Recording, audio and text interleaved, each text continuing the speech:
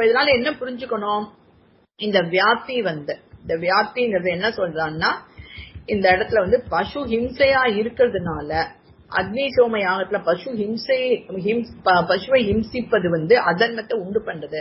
ஹிம்சையா இருப்பதனால வேதத்தில் விதிக்கப்படாத ஹிம்சையை போலன்னு இருக்கு. இது எதெல்லாம் தப்பு அப்படின்னா, அக்னி சோம யாகம்ங்கிறது பட்சம் மட்டும்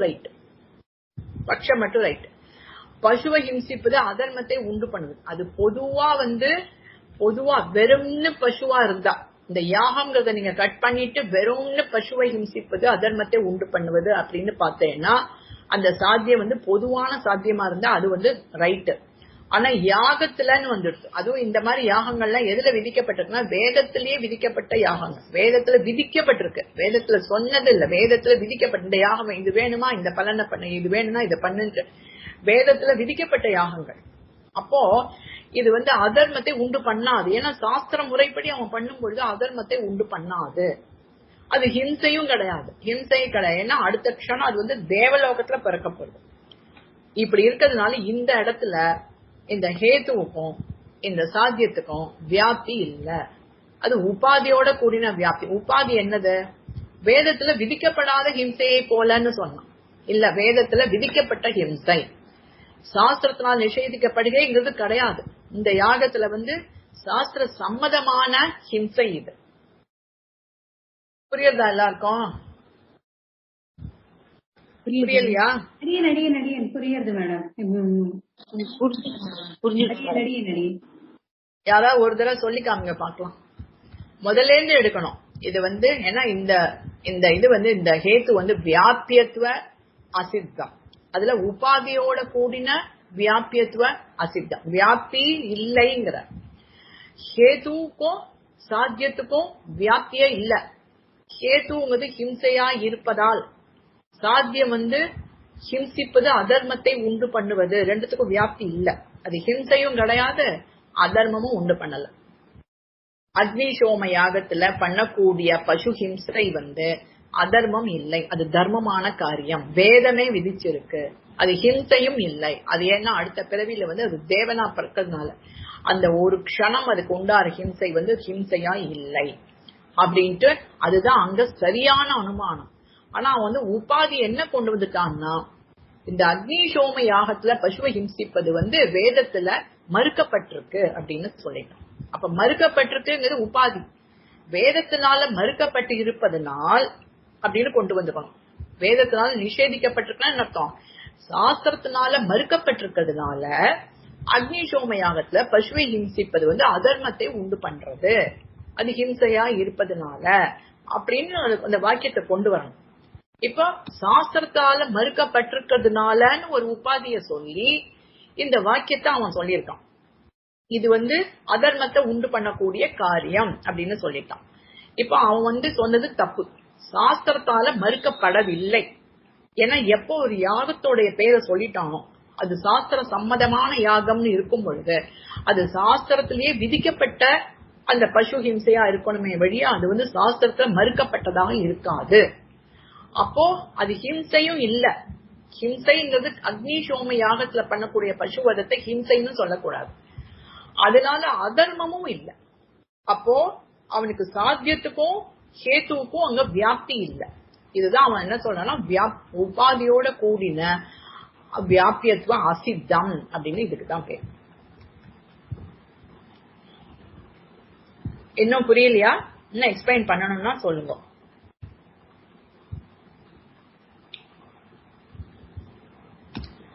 முகுந்த் என்ன இருக்கு? அடியன் புரியுது மேடம். அடியனுக்கு அப்புறம் வேற யாருக்கு? இந்துமதி நிறைய கன்ஃபியூஷன் இருக்குன்னு சொன்னேன்.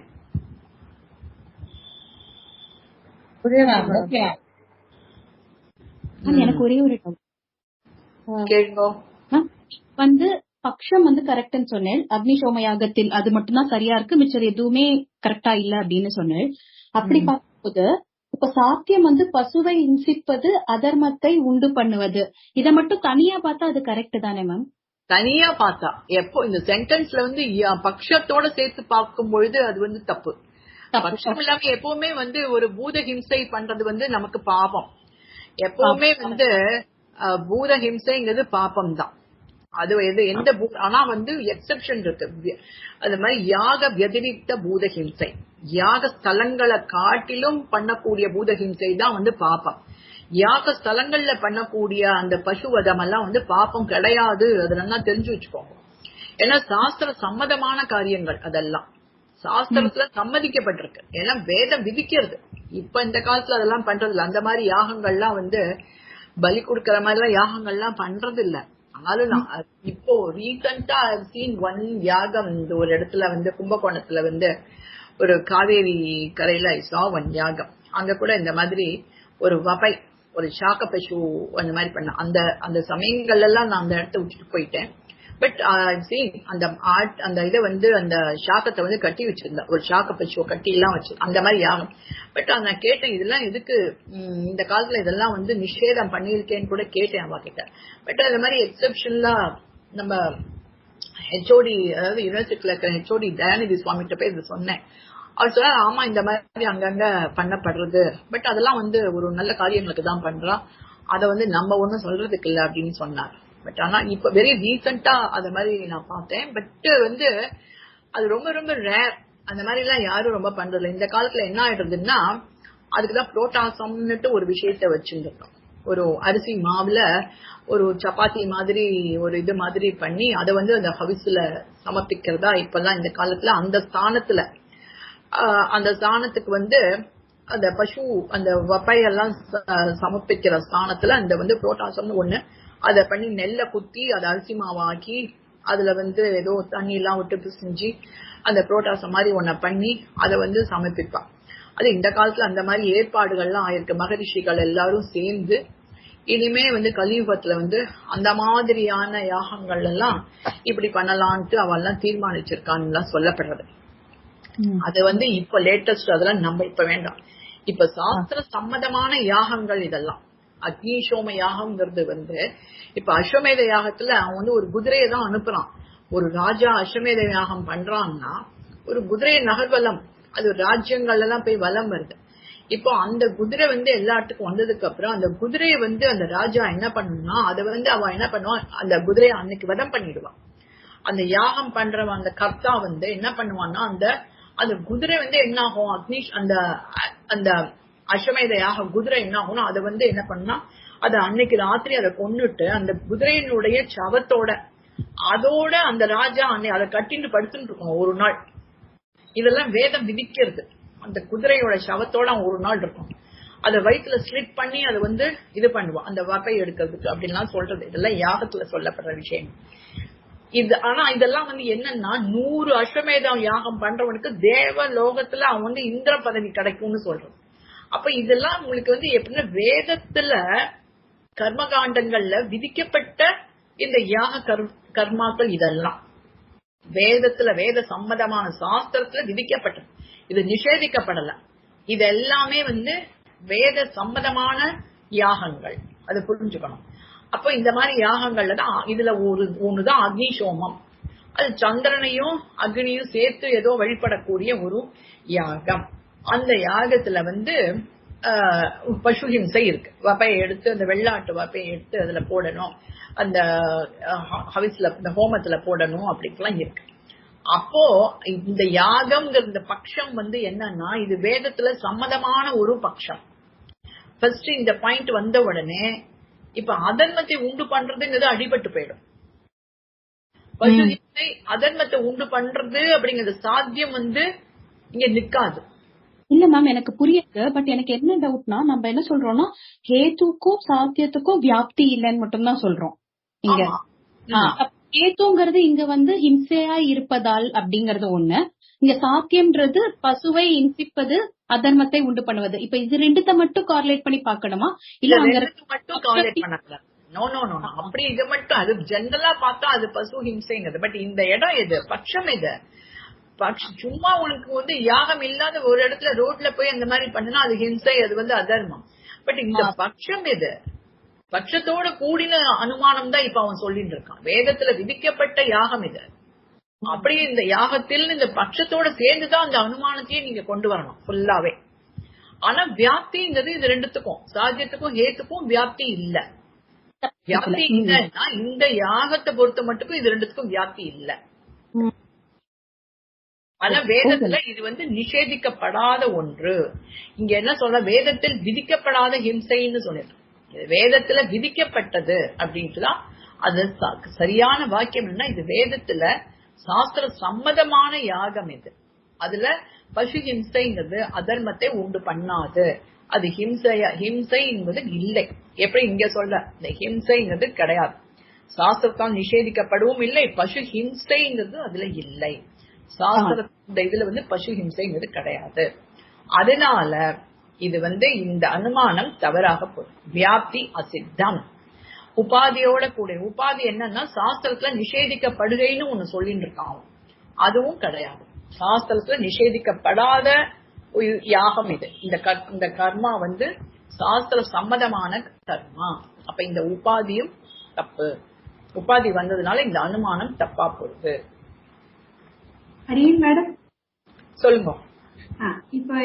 இப்ப எக்ஸாம்ல எழுதணும்னா இந்த இத வந்து எது ஐடென்டிஃபை பண்ணிட்டு அக்னிஷோம யாகத்துல பசுவை ஹிம்சிப்பது சாஸ்திரத்தில் ஒப்புக்கொள்ளப்பட்டது அப்படின்னு மாத்திரம் எழுதணுமா, இல்ல இது எல்லாத்தையுமே என்னென்ன சொல்லியிருக்கான்றதை எழுதிட்டு இந்த மாதிரி நம்ம பக்ஷி இது எழுதணுமா, ஆன்சர் பண்ணணுமா?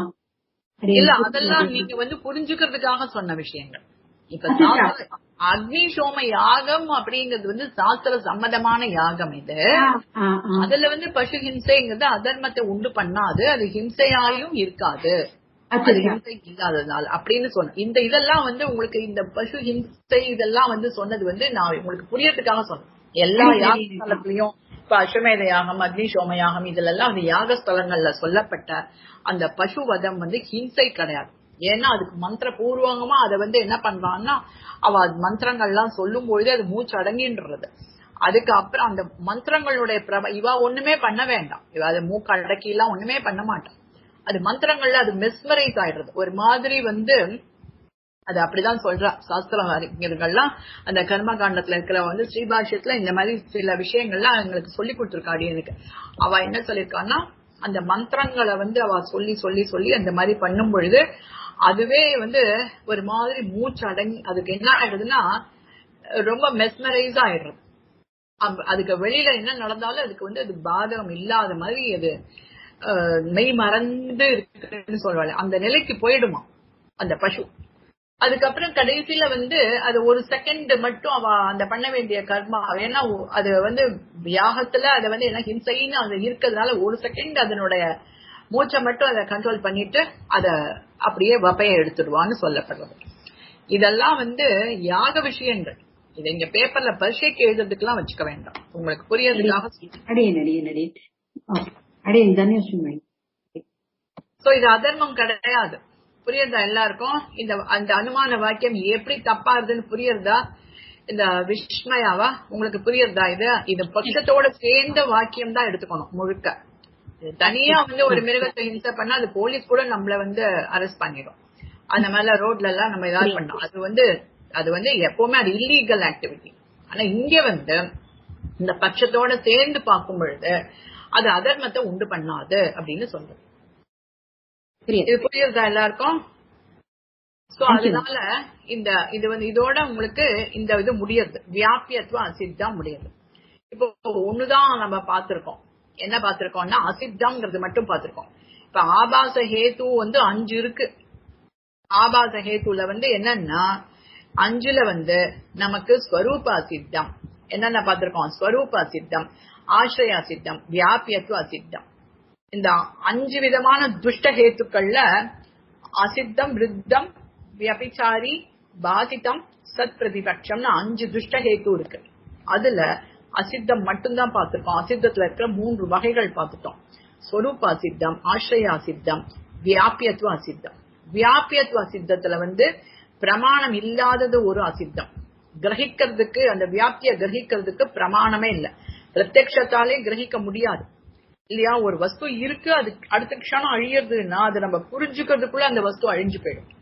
கண்ணு முன்னாடி ஒரு புஸ்தகத்தை பார்த்துட்டே இருக்கிறதுக்குள்ள அது அடுத்த நிமிஷம் அது டிஸப்பியர்னா அந்த வியாப்திய கிரகிக்க முடியாது, பிரத்யக்ஷத்தினால கிரகிக்க முடியாது. அதே மாதிரி அடுத்தது வந்து உபாதி நிமித்தமான உபாதி சத்பாவம் அந்த வியாபியத்துவ அசித்தம்ங்கிறதுக்கு நீங்க வந்து என்னன்னா இந்த அக்னி சோம யாகத்தை கொண்டு வரணும். அதுல வந்து அவன் என்ன சொல்ற, எது உபாதியை கொண்டு வரான்னா அது சாஸ்திரத்தினால நிஷேதிக்கப்பட்ட யாகம் அப்படின்னு சொல்றான். அது கிடையாது. எப்ப அக்னி சோம யாகம்னு அதுக்கு பேர் இருக்கும், அப்ப அது சாஸ்திரத்தினால நிஷேதிக்கப்படாத ஒன்று. அப்ப அந்த உபாதியை வந்து அடிச்சுட்டு பார்த்தோம்னா இது அதர்மத்தை உண்டு பண்ணாது, அது ஹிம்சையாயும் இல்லாததுனால அப்படின்னு சொல்லி. இப்போ இது வந்து வியாபியத்துவ அசித்தம். வியாபியத்துவ அசித்தம்ங்கிறது என்னன்னா இந்த அதர்மத்தை உண்டு பண்ணுவதுங்கிறதுக்கும் ஹிம்சையா இருப்பதாங்கிறதுக்கும் இங்க வியாப்தி இல்ல. அவன் சொன்ன வாக்கியத்துல வியாப்தி இல்ல, அதனால இது வியாபியத்துவ அசித்தம் அப்படின்னு புரிஞ்சுக்கணும். இதுதான் வந்து உங்களுக்கு இந்த அசித்தங்கள் 3 முடிஞ்சிருக்கு. இப்படி உபாதி உள்ளதாகையால் இந்த அனுமானத்தில் வியாப்தி இல்லை, இந்த ஹேத்துக்கு வியாபியத்துவம் இல்லை. ஆகையால் இது ஹேத்து ஆபாசம், வியாபியத்துவ அசித்தம் என்று சொல்லப்படுகிறது. இந்த இது பார்த்தோன்னே அக்னி சோமியாகத்துல இந்த உபாதி இருந்ததுனால ஹேத்துவுக்கும் சாத்தியத்துக்கும் வியாபியம் இல்ல, அதனால இது ஹேத்து ஆபாசம். உபாதியினுடைய ஸ்வரூபம், உபாதினா என்னன்னு உங்களுக்கு முன்னாடியே சொல்லியாச்சு அப்படின்னு சொல்லி. இனிமே அடுத்தது விருத்தம் எல்லாம் அடுத்த கிளாஸ்ல பார்க்கலாம். கொஞ்சம் ட்ரையா தான் இருக்கும் என்ன, யதீந்திர மத தீபிகை பொறுமையாதான் கத்துக்கணும். ரொம்ப போரிங்கா இருக்குன்னு நினைக்கிறேன் உங்களுக்கெல்லாம். இது வந்து இல்ல மேம், நீங்க பேசுறது நல்லாவே புரியுது, போர் அடிக்கல. திரும்பி திரும்பி திரும்பி திரும்பி அதே வரதுனால முன்னாடி 4 பேஜ் முன்னாடி தானே படிச்சோம், இப்ப திரும்பி அப்புறம் அதுவே மறந்து.